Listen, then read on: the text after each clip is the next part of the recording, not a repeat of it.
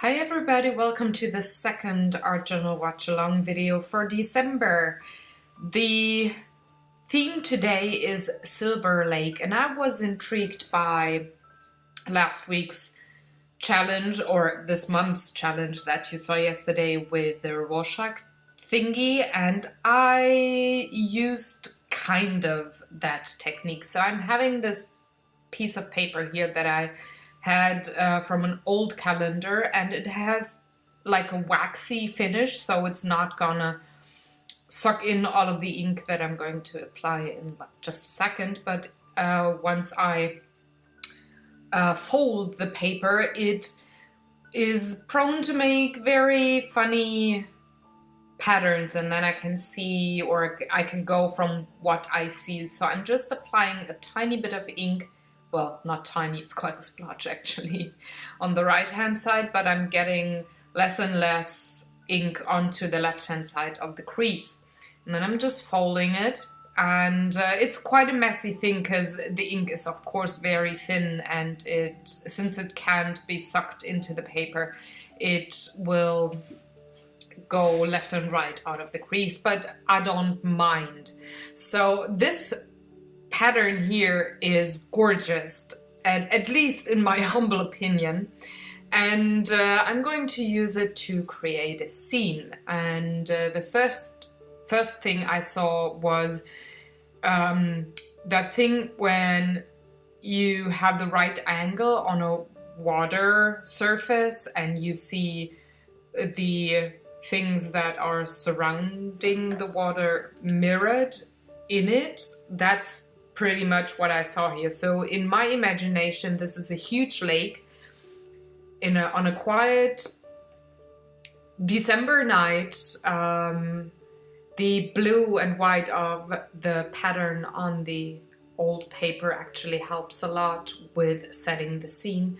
And this is just mountains on a lake or on a fjord or whatever, and I'm going to work from there.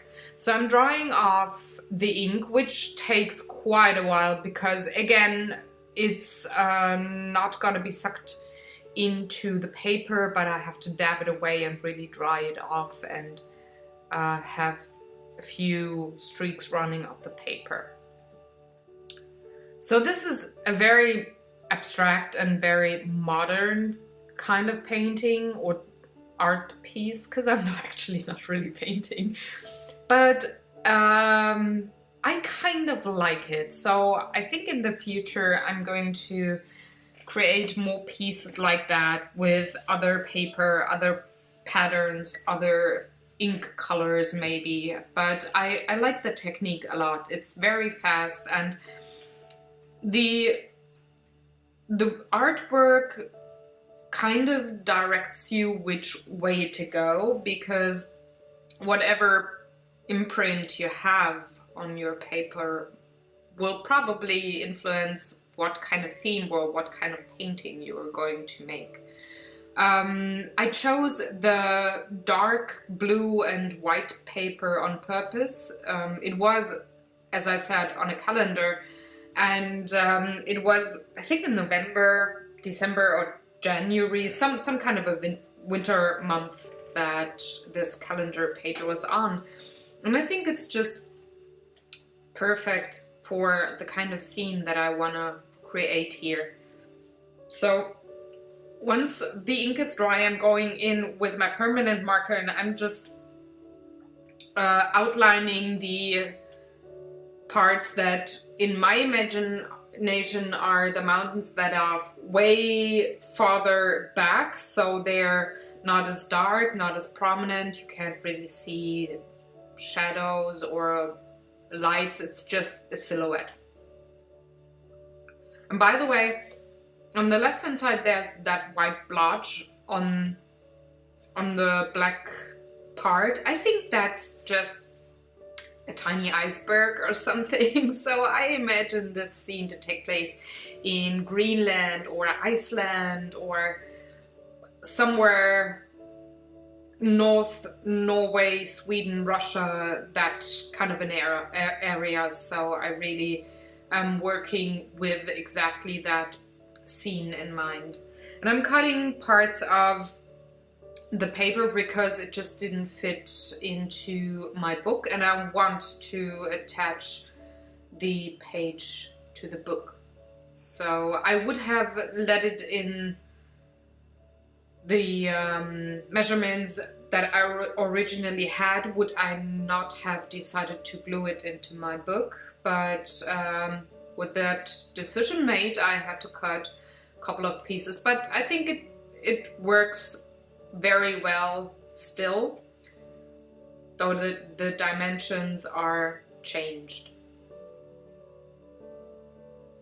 It actually, since I cut off more on the upper hand part of the painting, it changes the angle, like the horizon for you, that as a viewer when you look at the painting. And I think it, in some weird way, it actually benefits the art piece. But well.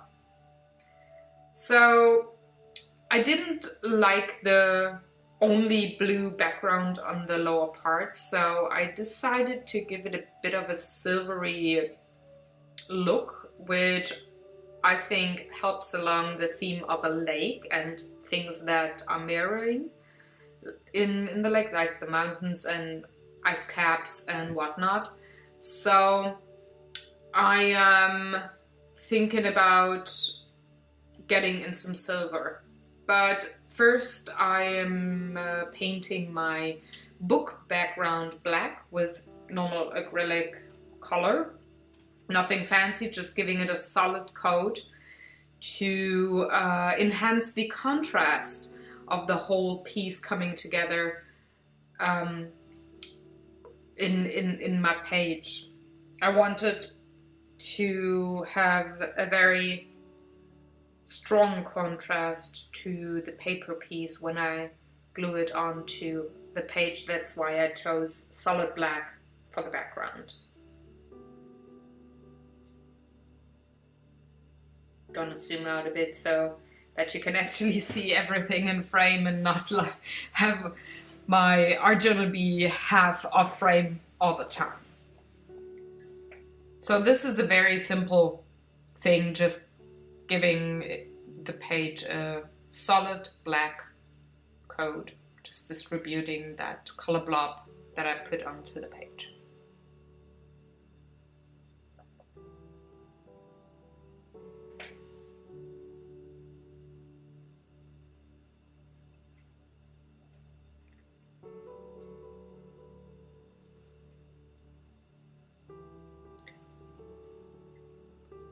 Once I have the whole page painted black, I'm going to dry it off with my blow dryer just to speed things up, because you know me, I'm not patient when it comes to letting things dry on their own. In winter, in my cold studio, I might add. So I'm just applying heat with my blow dryer, and the coat of acrylics dries quite fast. As you can see here, it's real time. I didn't speed up the heating process, and you can already see how the acrylics go to that gooey stage before they go to the solid finished feel of acrylic colors when applied to paper.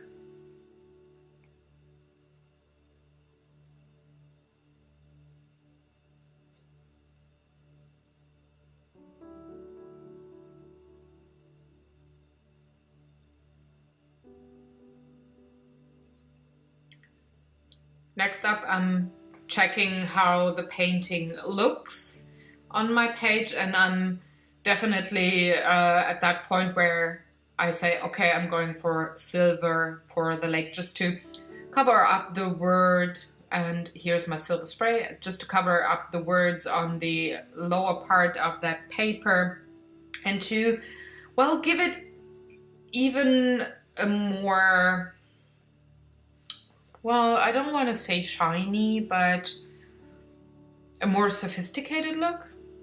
You know what I mean, right? So I'm spraying at a very low angle, and I'm only trying to cover the lower part of the page, and then I'm checking how much I like it, and then I'm going in with a bit more silver, way more to the middle, but I still try not to cover the ink part or the patterns that were made, and I'm trying to not have that covered because I think that's actually the interest of the page. So once the color is applied, I'm just again drying it off because I'm so impatient, and I like this way more. The silver might make the painting a bit flat because the things that were more in the background are suddenly pulled forward into the foreground, but depending on how much glare you have when you look at the painting and how much light you have when you look at the painting, it still has that effect of the mountains being in the background. I'm going in with another layer of ink, just applying it to the crease again, just trying to darken up a couple of areas where the very fine silver mist landed on the painting, and I definitely want to have a very clear horizon. So I'm just darkening that.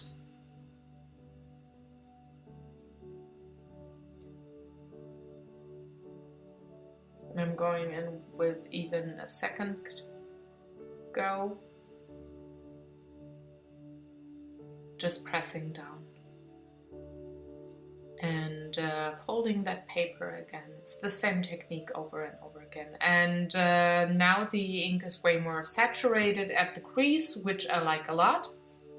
But I want to have a smoother transition between the black ink and the silver parts. So I did, well, think about how to accomplish that for quite a bit, but I decided once I had that ink dried that I just applied, I would go in with a more subtle way, almost like sponging it onto the page and smoothing out the areas between the Black Mountains and the Silvery Lake. So I took some paper towels, just one sheet or two, and then I dabbed away the excess ink, and that actually also helped smoothing out the color saturation of different areas. You can see, for example, not now since I'm holding it out of frame, but you can see on the left hand side the iceberg, quote unquote, was way more visible before, and it's more on the gray scale now. So I'm just taking some of that ink, putting it on my paper towel, and I'm just dabbing it slightly onto the art piece. And it gives the black parts a very soft look. It's amazing.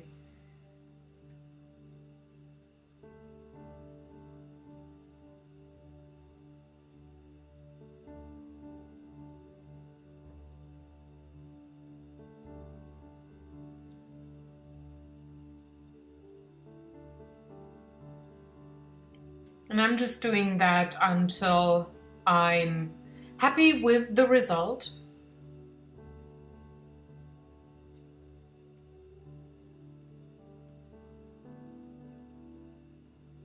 Mostly darkening up the mountains a bit more. And I'm trying to stay above the crease because I want the mirrored images to be softer, way softer than the actual mountains.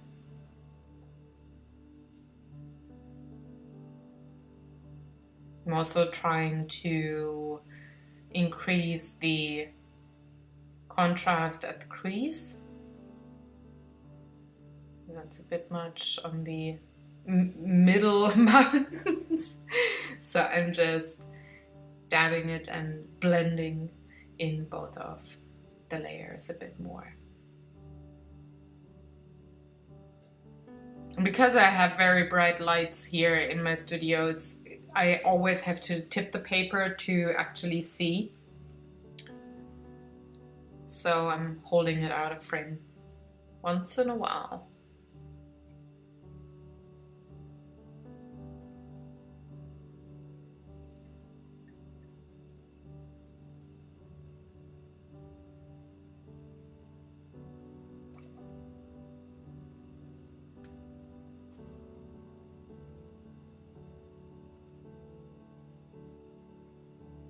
Then I'm darkening in the silver a tiny bit to take away the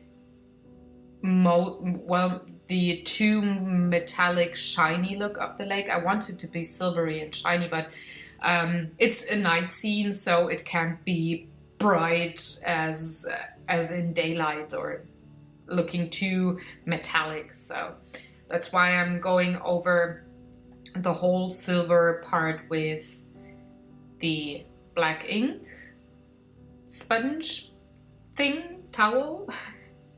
And then I'm darkening up here and there a bit more on the mountains, but only very, very slightly. So once that's done and once I'm happy with my scenery here, I'm just gluing down the paper to my book, trying to have it as centered as possible. I want it to look almost framed, like in a picture frame or something. And I think that black background works really well with the painting. So I'm just using normal craft glue, nothing fancy, though this is a finished paper, like it has almost like it's almost, yeah, like waxy or laminated. The craft glue is strong enough and it holds it to the book page for a very long time, I hope.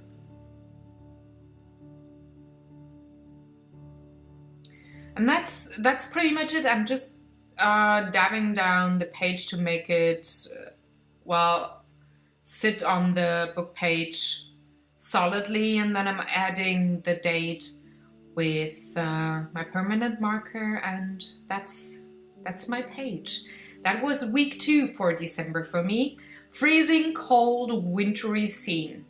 So I hope you enjoyed watching along. If you have any questions, please let me know. Add a comment to the comment section. I would also be very, very thankful if you would share or like this video. And I'm going to see you with the next Art Journal Watch Along video tomorrow, because it is the last week of December, which is Art Journal Week for me. So have a very good one. Take good care. I'm going to see you tomorrow. Thanks for watching. Bye.